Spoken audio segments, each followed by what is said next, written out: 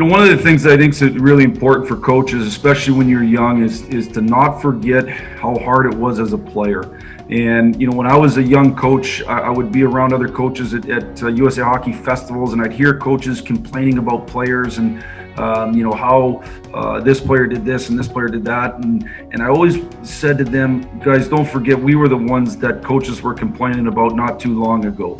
And that doesn't mean that you lower your standard at all. But it also means having a respect for how hard it is when the players go out on the ice, and having a respect for how hard the game is and the decisions they have to make, and not forgetting those types of things, and always making sure that you have that side of empathy to go along with that any type of championship standard that you have.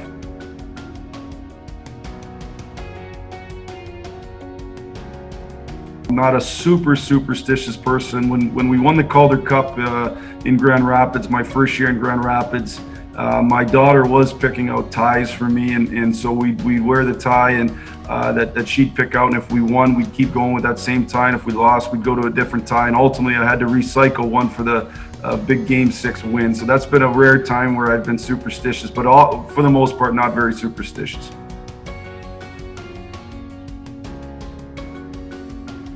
I was coaching junior hockey in Indiana for the Indiana Ice, and we were playing our third game in 3 nights. We were in Chicago playing the Chicago Steel in the United States Hockey League, and I went in to give the starting lineup, and I would always keep you had to write the starters down on a sheet, and you had to circle which guys were starting, and I'd always keep it in my suit jacket. So I pulled it out to say who the starting lineup was, and I said the starters, and as I said it, it didn't really make sense to me even. I was like, boy, this doesn't seem right. I must have circled the wrong guys. And my captain, Brent Gwitt, actually came out of the dressing room as I was walking out and said, Coach, you changed the lines.